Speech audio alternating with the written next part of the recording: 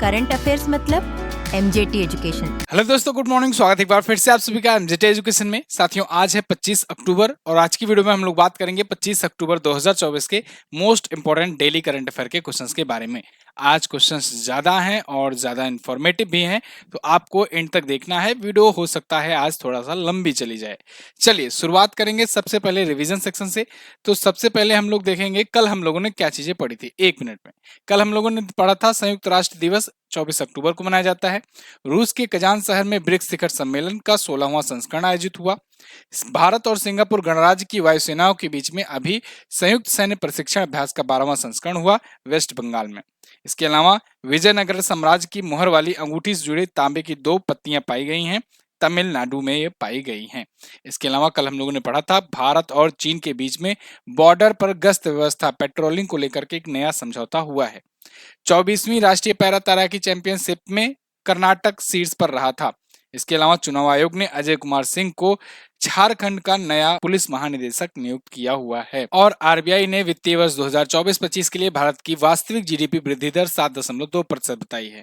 Cuba में Oscar तूफान आया हुआ है। इसके अलावा अभी केरल राज्य सरकार ने यातायात निगरानी के लिए सिटीजन सेंटिनल ऐप लॉन्च किया है। और सीनियर महिला अंतर विभागीय राष्ट्रीय हॉकी चैंपियनशिप रेलवे ने जीत लिया है। ये टॉप 11 करंट अफेयर के क्वेश्चंस थे कल की वीडियो से। 1 मिनट में आपने किया है रिवीजन। अब आज की करंट अफेयर हम लोग देखेंगे, लेकिन उससे पहले दिवाली धमाका ऑफर स्टार्ट हो चुका है। कल बहुत सारे लोगों ने फायदा उठाया। देखो, ये चलेगा दिवाली तक, ये तो सबको पता है। दिवाली धमाका ऑफर है, दिवाली तक चलेगा। लेकिन चाहे आप 31 तारीख को दिवाली के दिन लो तब आप पढ़ना शुरू करो, चाहे आप आज लो और आज से आप पढ़ना स्टार्ट कर दो, मर्जी आपकी है। दिवाली कूपन कोड यूज करना है, जिसके तहत जो हमारे प्रीमियम कोर्सेज हैं ये मात्र 299 रुपए में मिल जाएंगे। 299 में आपको प्रत्येक मिल रहे हैं और ये अब तक का सबसे लोवेस्ट प्राइस है। इसके बाद से कोई और ऑफर नहीं आने वाले हैं, ना ही कोई त्योहार आने वाला है। इसके बाद सिर्फ पढ़ाई ही पढ़ाई करना है, केवल एग्जाम का त्योहार आएगा। ठीक है ना? तो आप जो है ज्वाइन कर सकते हो एमजेटी ऐप से जाकर के। ई बुक्स पर भी डिस्काउंट चल रही हैं, तो बहुत सारी टाइप की ई बुक्स भी हैं। जैसे अभी ब्रह्मोस लॉन्च हुई जनवरी से सितंबर वाली, वन लाइनर वाली। इसके अलावा आपके साइंस की ई बुक है, इसके अलावा स्टैटिक जीके की ई बुक है, राज्य स्पेशल ई बुक्स हैं। तो आप इनको भी जाकर के एक्सप्लोर कर सकते हो इस ऑफर के तहत। चलिए, पहला क्वेश्चन, एशियाई विकास बैंक में शामिल होने वाला 69वां देश कौन बना? अब तक एडीबी जब भी बताया जाता था तो आपको बताया जाता है कि कितने सदस्य देश हैं, तो 68। तो लेकिन अब 69वां देश बन गया है इजराइल। ठीक है ना? तो ये 68 + 1 हो गया है और टोटल 69 सदस्य होंगे एशियन डेवलपमेंट बैंक में। एशियन डेवलपमेंट बैंक दोस्तों एशिया में एशियाई देशों के डेवलपमेंट को लेकर के बैंक है। समय समय पर अगर किसी को किसी देश में कोई क्राइसिस आती है तो उसको हेल्प किया करता है। ऐसे में इजराइल जो है 2022 में अप्लाई किया था इसमें सदस्यता पाने के लिए, और वो सदस्यता अब जाकर के इसको मिल गई है। अच्छा, एडीबी का 20वां गैर क्षेत्रीय सदस्य ये बन गया है। ठीक है, तो जनवरी 2022 में अप्लाई किया और अब जाकर के अप्रूवल मिला। अब सदस्य देश 68 + 1 हो गए हैं। 1966 में इसकी स्थापना हुई थी। तो अभी ये प्रोसेस है, उसके बाद जब अस्थायी रूप से सदस्यता मिल जाएगी तब हम लोग 69 लिखना शुरू कर देंगे। ठीक है, अध्यक्ष इसके मसात्सुको अस्कावा है, मनीला फिलीपींस में हेडक्वार्टर है एशियन डेवलपमेंट बैंक का।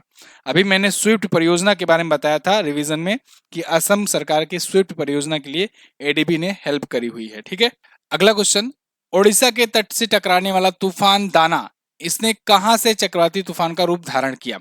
तो टाइफून नहीं, साइक्लोन दाना जो है ये उठा है बंगाल की खाड़ी से, और बंगाल की खाड़ी से उठ करके ये ओडिशा के तटों से कल टकरा गया रात को।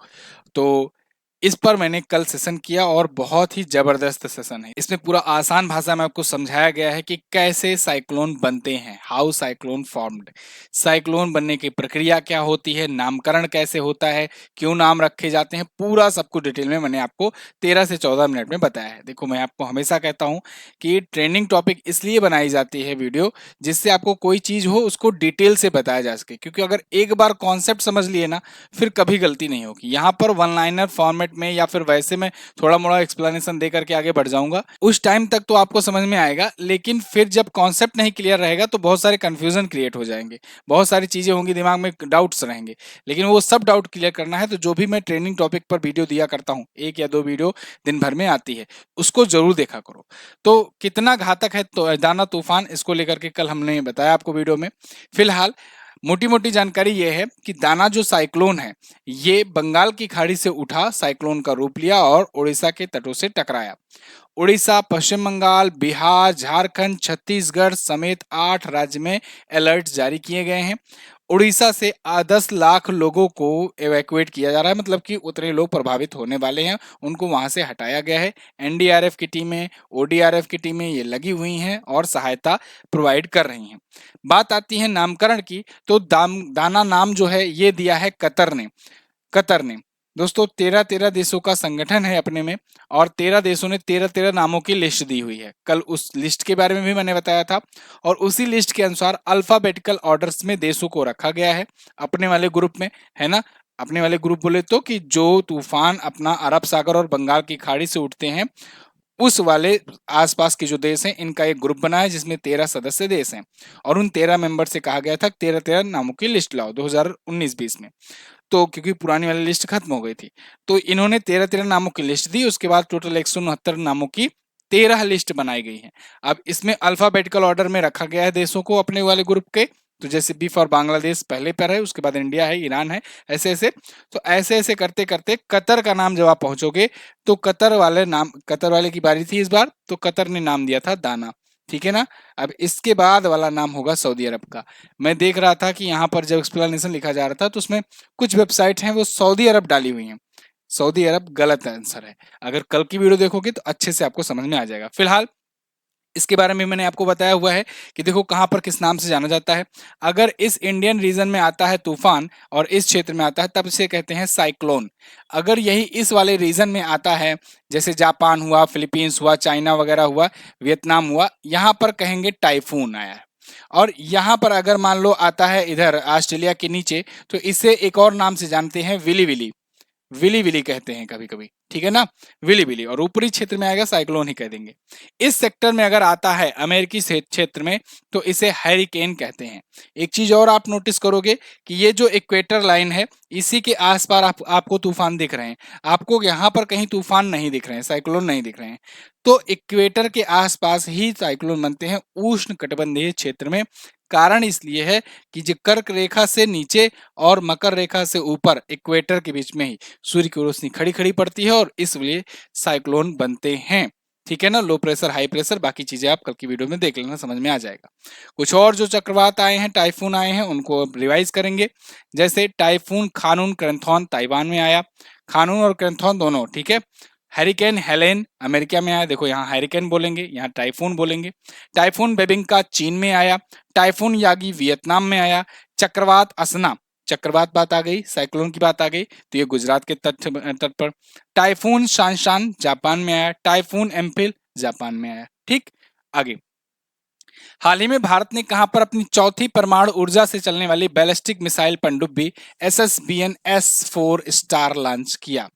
तो ये लॉन्च किया दोस्तों अभी हाल ही में भारत की नेवी ने विशाखापत्तनम में। कहां पर? विशाखापत्तनम आंध्र प्रदेश में। आप आर्टिकल देख पाओगे, India launch its latest nuclear submarine with 75% indigenous, मतलब इसमें 75% स्वदेशी चीजें यूज की गई है, स्वदेशी टेक्नोलॉजी यूज की गई है। तो भाई 75% मतलब कि 3/4, ये बहुत बड़ी बात हुई। और ये जो है रीजनल सिक्योरिटी को बढ़ाएगी भारत की। इसका नाम SSBN है और कोड नेम इसका है S4 स्टार, ठीक है ना। ये इसका कोड नेम है S4 स्टार, इसको ध्यान रखिएगा। विशाखापत्तनम में इसे लॉन्च किया गया है शिप बिल्डिंग सेंटर्स में। रेंज इसकी 3500 किलोमीटर की होने वाली है। एक साथ 8 K4 बैलिस्टिक मिसाइलें ये लॉन्च कर सकती है। 3500 किलोमीटर तक पनडुब्बी से मिसाइल लॉन्च कर देंगे। भाई किसी देश के पास जाने की जरूरत ही नहीं है। मतलब जैसे इंडिया है, तो इंडिया है अगर, तो इंडिया के कोई जरूरी नहीं है कि इंडिया के पास आसपास के जो देश हैं केवल उन्हीं को कवर किया जा सके। भाई अपनी पनडुब्बी है, हम ले जाकर अमेरिका पास खड़ा कर दिए और फिर वहां से 3500 किलोमीटर दूरी मार दिए। कर सकते हैं ना। तो मतलब इंडिया से रेंज जोड़ने की जरूरत अब नहीं पड़ेगी। अग्नि 5 मिसाइल वैसे आधी दुनिया से ज्यादा को कवर करती है अपनी, लेकिन खैर ये भी काम कर देगी, इसको ले जाकर कहीं पर जब खड़ा कर दिया जाएगा तो। रूस वगैरह ऐसे ही तो करते हैं, पूरी दुनिया में ये अंदर अंदर फैलाए रखे हैं। फिलहाल रूस की ही सहायता से हम लोग बना रहे हैं परमाणु सक्षम अरिहंत सीरीज की, ध्यान रहे अरिहंत सीरीज की ये चौथी वाली है, चौथी वाली है, ठीक है ना। तो इससे पहले की 3 कौन है साहब? इससे पहले आईएनएस अरिहंत आ गई है, आईएनएस अरिघाट आ गई है, आईएनएस अरिदमन आ गई है, और अब चौथी आ गई है जिसका कोड नेम अभी S4 स्टार रखा गया है। अभी इसका ऑफिशियल नेम बाहर नहीं आया। अच्छा, ये परमाणु पनडुब्बियां भारत चुपके चुपके लॉन्च कर रहा है, मतलब किसी को बताता नहीं है, काम चल रहा होता है, बन रहा होता है, बन करके धीरे से ही उसको लॉन्च कर देता है। ऐसा क्यों? ऐसा इसलिए क्योंकि परमाणु पनडुब्बियां, परमाणु कैपेबल, न्यूक्लियर कैपेबल पनडुब्बियां बनाना उतना ज्यादा मतलब कि अलाउ नहीं है वैश्विक स्तर पर, है ना। चुपके चुपके सब लोग बना रहे हैं, ठीक वैसे ही जैसे सब परमाणु बम, परमाणु वेपन बना बना करके रख रहे हैं। तो 6 पनडुब्बियां हम लोग बना रहे हैं रूस की मदद से, ये बात ध्यान रखना। आगे, स्काई स्कैनर की ट्रेवल ट्रेंड्स रिपोर्ट के अनुसार 2025 के लिए भारतीय यात्रियों के लिए सबसे लोकप्रिय गंतव्य कौन बना? तो स्काई स्कैनर की ट्रेवल ट्रेंड रिपोर्ट आई, इसमें भारतीयों के द्वारा कहां कहां पर सबसे ज्यादा घूमने जाया जाता है, इसको लेकर के ये रिपोर्ट जारी की गई और बताया गया कि भारतीय इस समय मेघालय खूब जा रहे हैं, मेघालय की राजधानी शिलांग में बहुत जा रहे हैं घूमने, है ना। तो ये टॉप रहा है ट्रेवल डेस्टिनेशन। इसके बाद शिलांग के बाद अजरबैजान रहा है, मलेशिया रहा है, जहां लोग जा रहे हैं। कभी मालदीव ही हुआ करता था, लेकिन मोहम्मद मोइज्जू जो है वो खुद ही गड़बड़ कर दिए। फिलहाल तो ये जो शिलांग है ना, ये मेघालय की राजधानी है, ये तो याद ही होगा। यहाँ पर सबसे ज्यादा भारतीय यात्री जाते हैं, उसके बाद भारतीय यात्री बाकू अजरबैजान जाते हैं, फिर लैंगकावी मलेशिया जाते हैं। ये टॉप 3 डेस्टिनेशन है भारतीय यात्रियों के लिए। ध्यान रहे, ये भारतीय यात्रियों के लिए है लिस्ट, ठीक है। तो ट्रेवल ट्रेंड्स रिपोर्ट नाम है इसका, और शिलांग को एक और नाम से जाना जाता है, पूर्व का स्कॉटलैंड। अगला, 55वें भारतीय अंतर्राष्ट्रीय फिल्म महोत्सव में किस देश को फोकस देश नामित किया गया है? 55वां भारतीय अंतर्राष्ट्रीय फिल्म महोत्सव जल्द ही शुरू होने वाला है, और इस बार इसमें फोकस कंट्री है ऑस्ट्रेलिया। ऑस्ट्रेलिया को फोकस कंट्री चुना गया है। तो गोवा में 20 से 28 नवंबर तक आयोजित किया जाएगा। इस बार का और ज्यादा खास होने वाला है। IFFI प्रत्येक वर्ष गोवा में ही आयोजित होता है, ध्यान रखना, कोई चेंज नहीं होता है। तो आयोजन गोवा में ही इसका हमेशा होता है। ये वही वाला है जिसमें golden peacock award, silver peacock award, ये सभी अवार्ड दिए जाते हैं। तो 7 ऑस्ट्रेलियाई फिल्में भी इसमें दिखाई जाएंगी। अच्छा, फिल्म निर्माता शेखर कपूर को ना इसमें IFFI महोत्सव 55वां और अगली साल वाला 56वां दोनों के लिए निदेशक यानी डायरेक्टर नियुक्त किया गया है, 2 बार के लिए। International film festival of India इसका फुल फॉर्म होता है, 1952 में स्थापना हुई थी, गोवा में ही हर बार आयोजित होगा, ठीक। चलिए अगला, हाल ही में किसको पाकिस्तान का अगला मुख्य न्यायाधीश नियुक्त किया गया? इस पर एक वीडियो में बनाने वाला था, लगभग रेडी था PPT, बस टाइम नहीं मिल पाया। पाकिस्तान का अगला चीफ जस्टिस जिसे बनाया गया ना, एक्चुअली में उसके बाद संशोधन भी किया गया। पाकिस्तान के नए चीफ जस्टिस बन गए हैं दोस्तों याया आफरीदी, जस्टिस याया आफरीदी। ये हैं जस्टिस याया आफरीदी, ये next chief justice of Pakistan बने हैं। अब इनको बनाने के साथ साथ पाकिस्तान ने कर दिया संशोधन। इन्होंने अपने संविधान में 26वां संशोधन किया और उसके बाद जो चीफ जस्टिस का कार्यकाल था उसको घटा करके मात्र 3 वर्ष कर दिया। मात्र 3 वर्ष के कार्यकाल के लिए अब ये होंगे पाकिस्तान के चीफ जस्टिस। मंसूर अली शाह जो थे, इनकी जगह पर अब इनको लाया गया है। क्लियर है ना। तो 2 क्वेश्चन, ये क्वेश्चन पहले लिया गया था लेकिन अब इसको इसी में मर्ज कर दिया है मैंने। तो दोनों ही याद रखना, एक तो पाकिस्तान में 26वां संविधान संशोधन हुआ है अभी, जिसके तहत कार्यकाल 3 वर्ष कर दिया गया है, कुछ दिन पहले ही घटना है। उसके बाद नए नियुक्त किए गए हैं याया आफरीदी, ठीक है ना। तो दोनों क्वेश्चन याद रखना। बाकी पाकिस्तान के बारे में बेसिक चीजें तो आप जानते ही हो। अगला, हाल ही में लुओंग कुओंग को किस देश का नया राष्ट्रपति चुना गया? लुओंग कुओंग ये बन गए हैं दोस्तों कहाँ के राष्ट्रपति? वियतनाम के। वियतनाम एक एशियन कंट्री है और इसमें साउथ ईस्ट एशियन कह सकते हैं कंट्री। तो इसके नए प्रेसिडेंट ये बन गए हैं लुओंग कुओंग। हालांकि वहां पर प्रेसिडेंट को उतना ज्यादा महत्व नहीं दिया जाता है, प्रधानमंत्री को ज्यादा महत्व दिया जाता है। फाम मिन चिन्ह जो है ये यहाँ के प्राइम मिनिस्टर हैं, इनको ज्यादा याद रखना आपको। वियतनाम की कम्युनिस्ट पार्टी से ये यहाँ पर बिलोंग करते हैं लुओंग कुओंग। राजधानी वियतनाम की हनोई होती है, मुद्रा होती है वियतनामी डोंग। वियतनाम कहाँ पर है?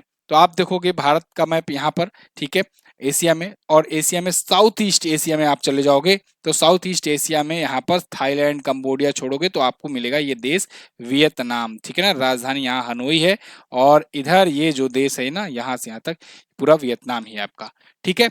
हनोई यहाँ पे कैपिटल है इसकी। आगे ये कुछ और प्रधानमंत्री हैं जो रिसेंट अभी नियुक्त किए गए हैं, जैसे इंडोनेशिया के नए राष्ट्रपति अभी प्रबोवो सुबियांतो बने, ट्यूनेशिया के दोबारा राष्ट्रपति कैस सैयद बने, जापान के प्रधानमंत्री शिगेरू इशिबा बने, श्रीलंका के बने हरिनी अमरसूरिया प्रधानमंत्री, श्रीलंका के राष्ट्रपति बने अनुरा कुमार दिसानायके, जॉर्डन के प्राइम मिनिस्टर जफर हसन बने, थाईलैंड के प्रधानमंत्री पेंतो गतार्न सिवानात्रा बने, ठीक है। अगला, किस भारतीय टेबल टेनिस खिलाड़ी ने एकल प्रतियोगिता में सर्वश्रेष्ठ भारतीय रैंकिंग हासिल की है? बहुत इंपॉर्टेंट क्वेश्चन है दोस्तों। अभी तक सृजा अकुला जो हैं ये सबसे बेस्ट भारतीय रैंकिंग पर पहुंची हैं, इनकी रैंक है 22वीं, है ना। अभी तक टोटल पूरे वर्ल्ड में टॉप 25 में केवल 2 ही भारतीय खिलाड़ी पहुंच चुकी हैं, एक मनिका बत्रा, एक सृजा अकुला। दोनों ही टेबल टेनिस की ये महिला एकल की खिलाड़ी हैं, और सृजा अकुला ने तो मनिका बत्रा को भी पीछे कर दिया, ये 22वें नंबर पर पहुंच चुकी हैं, ठीक है। तो सर्वश्रेष्ठ भारतीय रैंकिंग है किसी भारतीय के द्वारा, पुरुष और महिला मिला करके, महिलाओं में ये टॉप पर पहुंची हैं। तो वैश्विक रैंकिंग मनिका बत्रा का बेस्ट 24 तक पहुंचा है, इनका 22 तक पहुंच गया है। अंतरराष्ट्रीय टेबल टेनिस महासंघ की बात करें तो 1926 में स्थापना हुई थी, लाजेन स्विट्जरलैंड में इसका हेडक्वार्टर है, और पेट्रा सोर्लिंग जो है इसकी अध्यक्ष है। अगला, भारत और पाकिस्तान के बीच करतारपुर कॉरिडोर को लेकर के कब तक के लिए ये बढ़ाया गया समझौता? तो करतारपुर कॉरिडोर समझौता चलता है भारत और पाकिस्तान के बीच में। 2019 में ये 5 साल के लिए समझौता हुआ था, लेकिन 2019-5-24 ये समाप्त हो गया था। अभी इसको 5 साल के लिए और एक्सटेंड कर दिया गया है, तो 24-5-29 2029 तक अब ये रहेगा 5 मोर ईयर, ठीक है ना। तो करतारपुर कॉरिडोर का जो एग्रीमेंट था पाकिस्तान के साथ उसे एक्सटेंड कर दिया गया है। अब करतारपुर कॉरिडोर है क्या? तो देखो, करतारपुर जो है करतारपुर साहिब के नाम से जाना जाता है, क्योंकि वहां पर सिखों के संस्थापक गुरु नानक देव जी ने अपने जीवन के लास्ट 18 ईयर बिताए थे। तो सिख धर्म के समुदाय के जो लोग हैं उनके लिए पवित्र स्थल है, वो वहां जाना चाहते हैं, लेकिन पाकिस्तान से डिस्प्यूट होने की वजह से सही से जा नहीं पाते हैं, बहुत सारी दिक्कतें आती थी। इसके लिए करतारपुर कॉरिडोर बनाया गया, एक ऐसा कॉरिडोर जिसमें कोई वीजा वगैरह ना लेना पड़ता हो, और सीधा जाना है और सीधा आना है उसी कॉरिडोर के माध्यम से, ठीक है ना। तो इसलिए यहाँ पर बनाया गया, रावी नदी के किनारे यात्रा की सुविधा देने के लिए यहाँ पर एक बनाया गया। अब इसमें एक गलियारा स्थापित किया गया, कॉरिडोर स्थापित किया गया। ये 4.1 किलोमीटर की लंबी सड़क होगी, है जो पंजाब के गुरदासपुर जिले से डेरा बाबा नामक शहर से शुरू होती है, और पाकिस्तानी पंजाब प्रांत के नारोवाल जिले में जाकर गुरुद्वारा के श्री करतारपुर साहिब में समाप्त होती है। तो मतलब एक डेडिकेटेड रूप से अलग से रोड बना दिया गया कि भाई जाओ और होकर के दर्शन आ जाओ, ना पाकिस्तान में जाना है पूरा पूरा, और ना इधर पाकिस्तान वाले इधर आएंगे पूरा पूरा। चलिए अगला, अक्टूबर 2024 में डब्ल्यूएचओ ने किस देश को मलेरिया मुक्त घोषित किया? Very important question. तो अभी 2024 में अक्टूबर में डब्ल्यूएचओ यानी विश्व स्वास्थ्य संगठन ने इजिप्ट को यानी मिस्र को दोस्तों मलेरिया मुक्त घोषित किया है। मलेरिया आप जानते हो एक बीमारी है, और मच्छरों के कारण ये फैलती है, प्लाज्मोडियम नाम के परजीवी के कारण ये होती है। लेकिन ये प्लाज्मोडियम परजीवी ऐसे ही डायरेक्ट नहीं फैल जाता, इस प्लाज्मोडियम परजीवी को मच्छर को काटता है, या कहें कि मच्छर के ये संपर्क में आता है, मच्छर संक्रमित होता है। और कौन सा मच्छर? मादा एनाफिलीज मच्छर। तो वो मादा एनाफिलीज मच्छर जब खुद संक्रमित हो जाता है तो वो जा करके मनुष्यों को काटता है। इस प्रकार से मच्छरों से ये मनुष्यों तक पहुंचता है, और इसलिए ये मलेरिया फैलता है। दुनिया भर में तमाम देश इससे ग्रसित हैं, लेकिन धीरे धीरे कुछ देश मुक्त भी हो रहे हैं। जब लास्ट 3 साल से कोई केस नहीं आ रहता है ना, पिछले 3 साल में, तब डब्ल्यूएचओ उसे मुक्त घोषित करता है किसी भी रोग से। तो यहाँ मलेरिया मुक्त घोषित किया जाने का मतलब है 2024 में, कि इसका मतलब 2021 से ही इजिप्ट भर में कोई मलेरिया के केसेस नहीं आए हैं। भारत अभी मलेरिया मुक्त नहीं है, भारत पोलियो मुक्त है, अभी आगे मैं बताऊंगा उसके बारे में। तो इजिप्ट को केप वर्डे के बाद मलेरिया मुक्त प्रमाण प्राप्त कर दिया गया है, दूसरा ये बन गया है अफ्रीका में।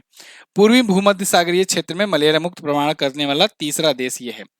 इसमें संयुक्त अरब अमीरात और मोरक्को भी शामिल हैं। 2021 में चीन को मलेरिया मुक्त घोषित किया गया था और अब इजिप्ट को किया गया है। ठीक है, वर्ल्ड हेल्थ ऑर्गेनाइजेशन के द्वारा किया जाता है, जिसके बारे में आपको डिटेल पता होनी चाहिए। 7 अप्रैल 1948 को स्थापना हुई थी, इसीलिए 7 अप्रैल को विश्व स्वास्थ्य दिवस मनाते हैं। टेड्रोस एधनोम जिसके अध्यक्ष हैं और उन 194 सदस्य देश हैं। स्विट्जरलैंड के जिनेवा में इसका हेडक्वार्टर है डब्ल्यूएचओ का। अगर आप इजिप्ट को देखना चाहोगे तो ये रहा अपना प्यारा भारत। यहाँ से आप अफ्रीका में आओगे तो अफ्रीका कॉन्टिनेंट में ही सबसे ऊपर आपको देखने को मिल जाएगा इजिप्ट यानी मिस्र। ठीक है ना, तो इसकी राजधानी कायरो या हिंदी में कहें काहिरा होती है। अगला, हांगकांग और संघाई बैंकिंग कॉर्पोरेशन यानी एचएसबीसी बैंक आपने जरूर सुना होगा, बहुत बड़ी बैंक है। इसकी मुख्य वित्तीय अधिकारी के रूप में नियुक्त होने वाली पहली महिला कौन बनी? ये पहली महिला है, साथ ही साथ भारतीय मूल की भी है, तो इसलिए इंपॉर्टेंट हो जाता है। इनका नाम है दोस्तों पाम कौर। यहां पर देखिए, HSBC name Indian origin banking Pam Kaur as a first women CFO chief financial officer. तो यहां इनको नियुक्त किया गया है। और ये संघाई बैंकिंग कॉर्पोरेशन लिमिटेड की बात करें तो स्थापना इसकी 1865 में हुई थी। बहुत पुरानी बैंक है ये। लंदन यूनाइटेड किंगडम में हेडक्वार्टर है। ग्लोबल सीईओ है जार्जेस एडेहोल्ड्री। दुनिया का स्थानीय बैंक है टैगलाइन इसका। और भारत में एचएसबीसी के 14 शहरों में 26 ब्रांचेस भी हैं, भारत में भी है। ठीक है, चलिए एक और बोनस क्वेश्चन, विश्व पोलियो दिवस कब मनाया गया? तो विश्व पोलियो दिवस उसी दिन मनाया जाता है जिस दिन संयुक्त राष्ट्र स्थापना दिवस मनाते हैं, यानी 24 अक्टूबर को। ध्यान रहे, कल भी हम लोगों ने इसके बारे में चर्चा की थी। यूएनओ डे भी इसी दिन मनाया जाता है क्योंकि यूएनओ की स्थापना हुई थी 1945 को। विश्व पोलियो दिवस भी इसी दिन मनाया जाता है। अब यूएनओ से इसका कोई संबंध नहीं है क्योंकि यूएनओ तो 24 अक्टूबर 1945 को स्थापित हुआ था, इसलिए मनाया जाता है। लेकिन वर्ल्ड पोलियो डे जो है ये 24 अक्टूबर को इसलिए मनाते हैं क्योंकि जोनास साल्क जो पोलियो वैक्सीन के निर्माता थे, खोजकर्ता थे, उनकी जयंती होती है 24 अक्टूबर को, इसलिए मनाया जाता है। दुनिया भर में पोलियो के प्रति अवेयरनेस फैलाने के लिए, पोलियो एक जो रोग है उसके प्रति लोगों को जागरूक करने के लिए, कैसे खत्म किया जाए इसके प्रति फैलाने के लिए जागरूकता, ये मनाया जाता है। भारत वैसे पोलियो मुक्त घोषित हो चुका है। भारत को 2014 में ही डब्ल्यूएचओ ने घोषित कर दिया था पोलियो मुक्त। ये क्वेश्चन कई बार बना है, आपको याद रखना है। जोनास साल की जयंती पर ही मनाते हैं। इस बार की थीम क्या है 2024 की? A global mission to reach every child. A global mission to reach every child. ठीक है, चलिए अब ये थे आज के दिन के टॉप 12 क्वेश्चन। 12 क्वेश्चन थे आज जो आपने पढ़े सबसे कम समय में, सबसे ज्यादा डिटेल के साथ। अब पसंद आई है तो लाइक शेयर वगैरह कर देना और सब्सक्राइब भी कर देना चैनल। दिवाली धमाका ऑफर के बारे में अगर बात करें तो दिवाली कूपन कोड यूज करना है जिसके तहत आप हाईएस्ट डिस्काउंट प्राप्त कर सकते हो, अब तक का बिगेस्ट डिस्काउंट। तो आप इन सभी बैचेस को मात्र 299 रुपए में ले सकते हो प्रत्येक को। एमजेटी ऐप पर जाकर के आपको परचेज करना है, वीडियो कोर्स सेक्शन में जाना है या वीडियो बेस्ट ई बुक सेक्शन में जाकर ई बुक लेना है।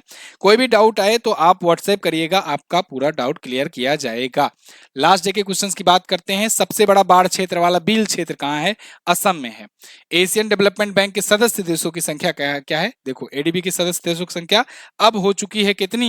69 हो चुकी है एड इजराइल होने के बाद। ठीक है, अब आगे आज बताइए कि सीनियर महिला अंतर विभागीय राष्ट्रीय हॉकी चैंपियनशिप में प्लेयर ऑफ द मैच किसे चुना गया? ये आज का क्वेश्चन है। 24वीं राष्ट्रीय पैरा तैराकी चैंपियनशिप का आयोजन कहाँ किया गया? ये दोनों क्वेश्चंस के बारे में आपको जो भी पता हो डिटेल से जरूर आंसर कीजिएगा। थैंक यू सो मच यहाँ तक वीडियो देखने के लिए। मिलूंगा अगली वीडियो में, तब तक के लिए नमस्कार, जय हिंद, वंदे मातरम।